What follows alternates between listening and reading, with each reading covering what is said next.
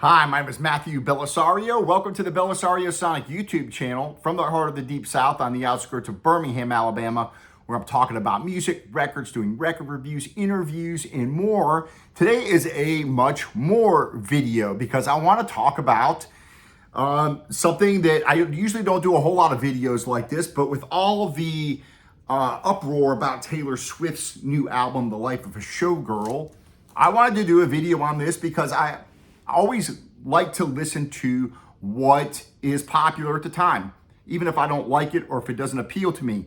But I will go and actually listen to the songs. And I went and listened to about 4 songs off of this latest album. I listened to them a couple times in my car streaming and at work streaming a little bit.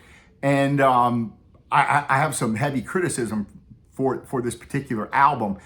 And it's not because of, the lyrics, which obviously don't appeal to me, although some of the songs can be catchy.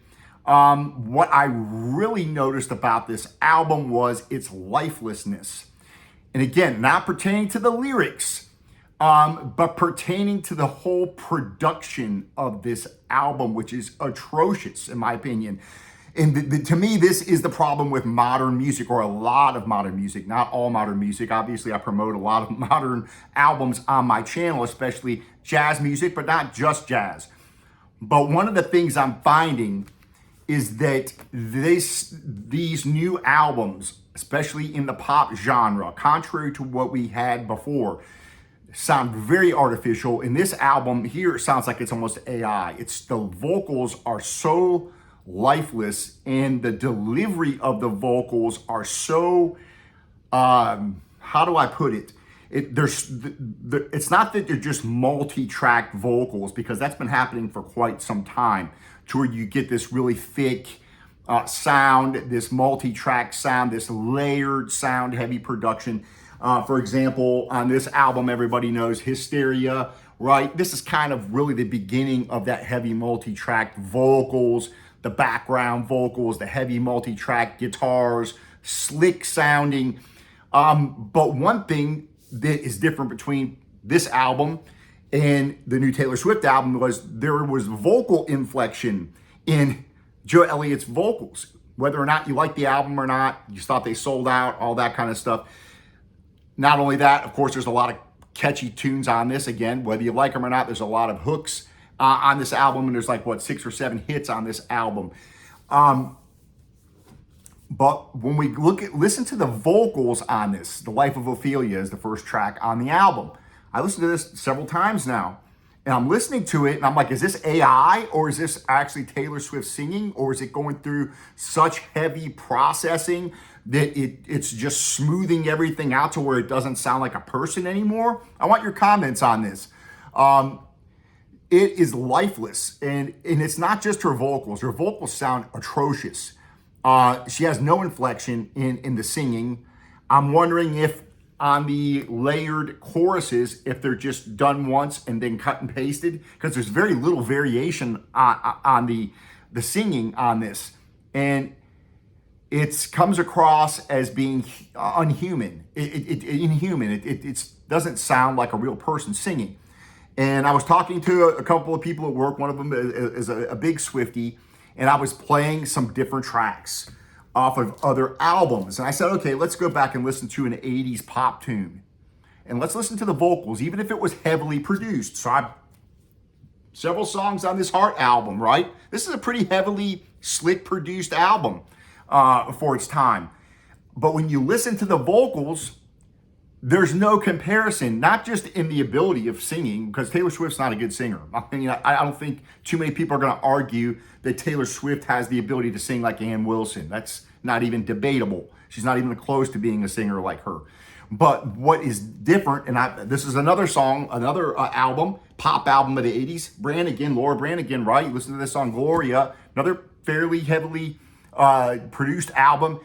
Listen to their vocals, in the inflection and emotion in their vocals, and how they deliver the emotion that they're singing and the inflection in their voice. I was playing these songs and we were listening to the Taylor Swift tunes, and I'm like, listen to the difference. There's no emotional inflection in Taylor Swift's voice on hardly any of these tunes. Listen to like 4 of them, and the one was called Canceled. And again, I'm not talking about the lyrics. I'm talking about the delivery of the lyrics, the vocals, the production. There's so much reverb on this album. It's atrocious.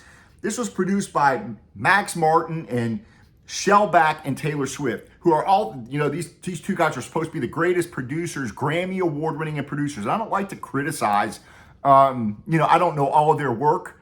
Maybe those Grammys are well-deserved. I don't know, but I'm talking about this particular album. It sounds awful. And I don't know how they get away with producing something that sounds so artificial and so lifeless. When you listen to the guitars, there's very little stereo.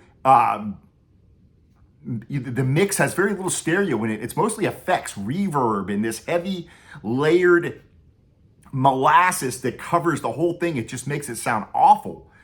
And even the guitars sound awful. And when you hear any kind of stereo imaging, it's in the effects. It's just a mess. I really don't understand how this can sound so atrocious by these quote unquote professional producers that produce this. And it's pretty bad. But my question is this AI? Is this just multi-track vocals by Taylor Swift that are just so heavily manipulated by the computer, by mixing it in the box and using all these effects and things like that it just sounds that awful? You guys leave your comments and let me know what you guys think on that.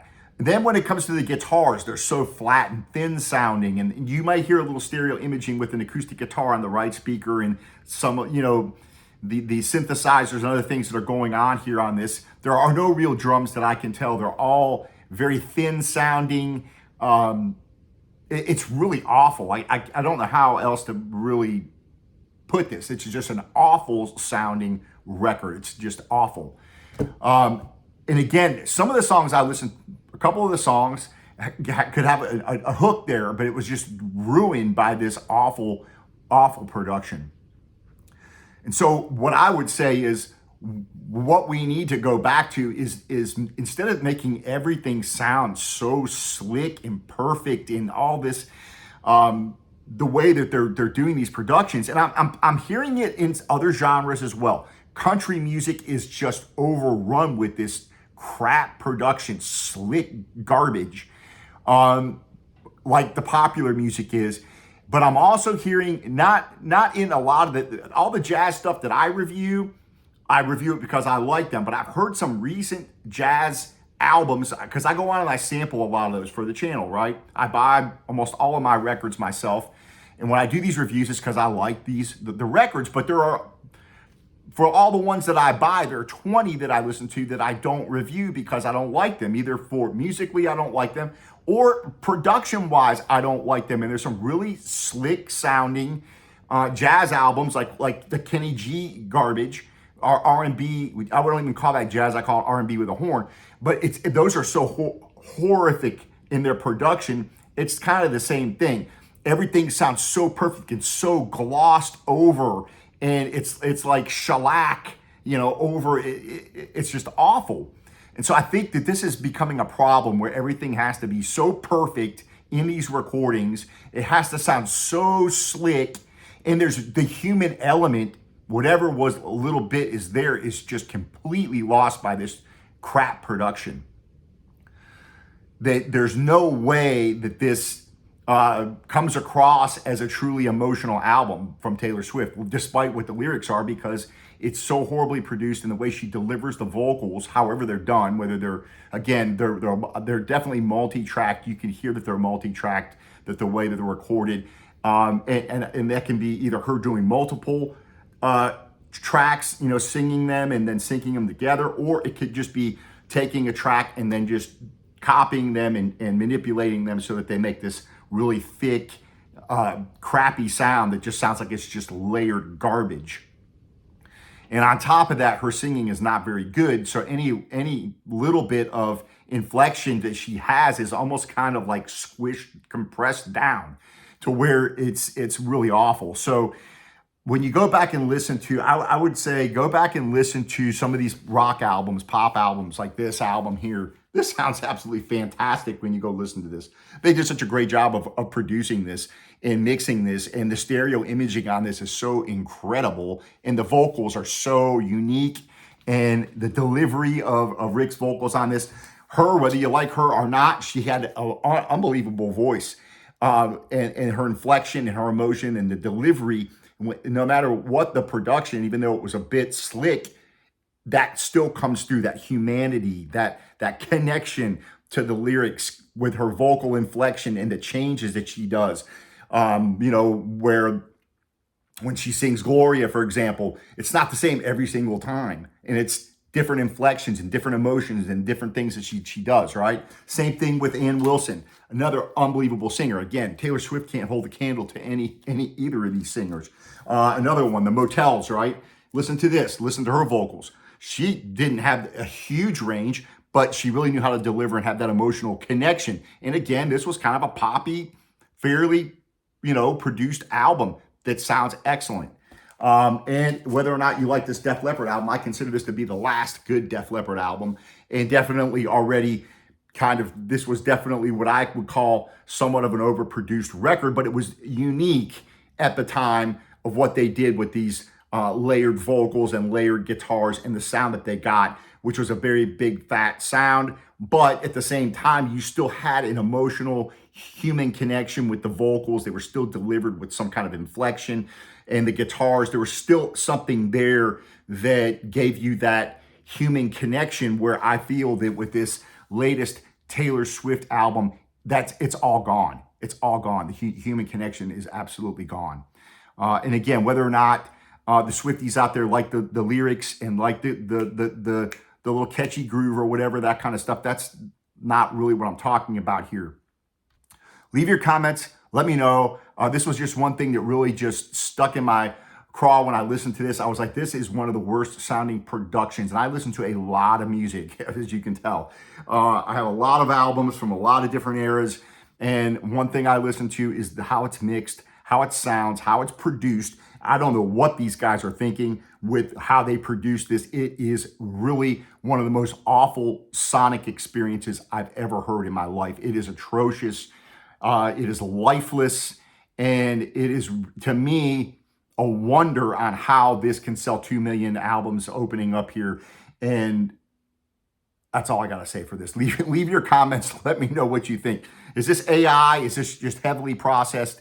And let me know what you think. Go listen to it before you comment, like I have. Go listen to the songs, listen to them a couple of times, and let me know your opinion on this.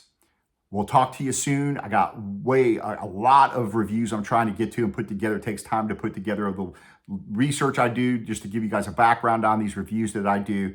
And I've got a lot of jazz stuff coming your way, new releases, a couple of reissues coming your way, both vinyl and on CD. So stay tuned, and we will talk to you soon. Happy listening to everybody out there.